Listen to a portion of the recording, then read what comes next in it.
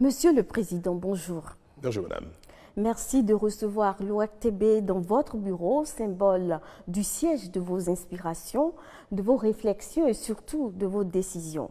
Pour moi, c'est un privilège dont je ne saurais abuser en ces temps difficiles. Mais d'abord, je voudrais me rassurer que vous êtes en pleine forme et que nous aurons un bel entretien. Je vais bien, madame, et merci. Alors, Monsieur le Président, depuis des semaines, le Bénin, à l'instar des autres pays du monde, est confronté à un choc sanitaire sans pareil pour notre génération. Et pourtant, vous êtes resté muet. Qu'est-ce qui justifie ce silence? Madame Kedja, vous avez dit choc sanitaire et vous avez bien raison. La situation sanitaire et le risque sanitaire auquel nous soumet le coronavirus sont préoccupants, sinon très graves. Mon gouvernement et moi-même avons pris la mesure de l'enjeu. Si mes compatriotes n'ont pas encore eu l'occasion de m'entendre en personne, c'est bien parce que je suis à la tâche, jour et nuit, minute après minute. Je m'implique personnellement dans tous les segments de la riposte. La collecte des données au plan national et international, leur analyse, l'appréciation des impacts sanitaires, médicaux, financiers, économiques et sociaux, les projections à court et moyen terme, la stratégie et la mise en œuvre d'actions, le suivi et l'évaluation des recommandations et des opérations. Je sais combien il est indispensable, utile de parler pour expliquer, pour rassurer et obtenir l'adhésion de tous à la stratégie et aux décisions.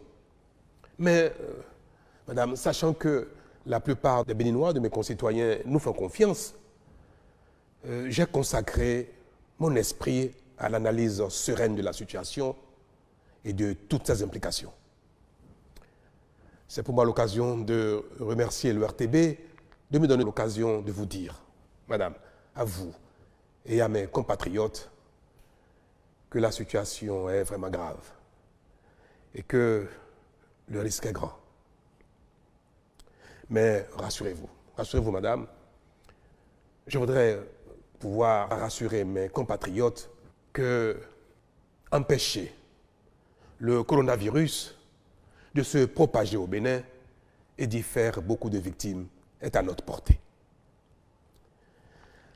Les actions engagées par le gouvernement et les mesures prescrites sont susceptibles de nous faire gagner si chacun de nous joue bien sa partition. Mais, Monsieur le Président, ne trouvez-vous pas que votre gouvernement et vous-même avez manqué de promptitude dans la prise de décision et surtout que celles-ci ne sont pas aussi radicales qu'elles auraient dû être? Madame, la ligne de conduite du gouvernement est la définition et la prescription pertinente des actions et mesures de la riposte, ainsi que leur timing réaliste de mise en œuvre. Pour donner des résultats palpables, il y a des mesures qui doivent être mises en œuvre par package. Certaines mesures n'ont pas le même degré de pertinence partout et d'autres nécessitent même que les acteurs concernés disposent d'un minimum de temps pour s'apprêter. Il y a aussi des actions et des mesures qui ne sont pas soutenables trop longtemps dans notre contexte et pour lesquelles il faut trouver le bon timing de mise en œuvre. Vous savez, pour accompagner les réductions de mobilité et les confinements, les pays riches débloquent des sommes faramineuses et certains font même recours à des solutions monétaires à peine déguisées, voire la planche à billets, pour prévenir le chaos socio-économique inévitable autrement. Le Bénin, notre pays, à l'instar de la plupart des pays d'Afrique, ne dispose pas de ces moyens. Et si nous ne tenons pas compte de tout cela, nous pourrions, dans notre action, déclencher un chaos qui remettrait même en cause le minimum impératif de la lutte. Il y a également un autre facteur très déterminant que le commun des commentateurs ne peut percevoir, c'est l'après-Covid.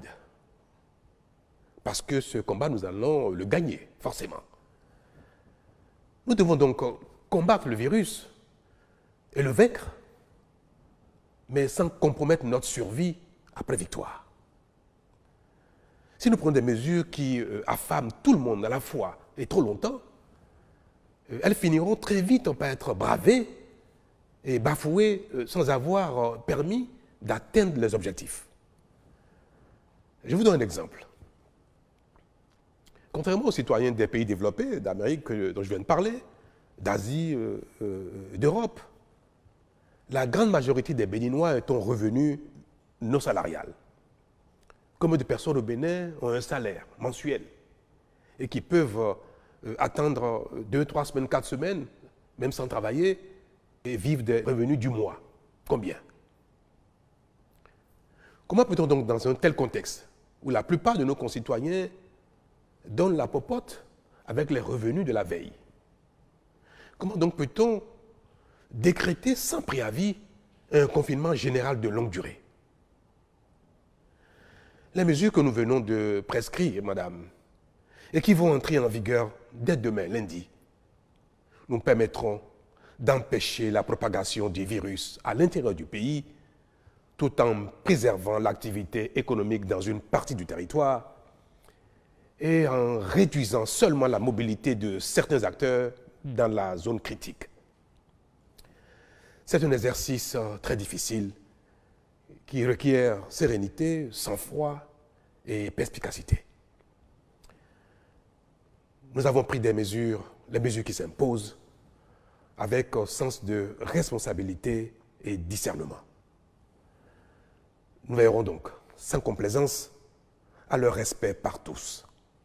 Alors finalement, Monsieur le Président, quelle est votre intime et profonde conviction par rapport à ce qui nous attend à court et à moyen terme?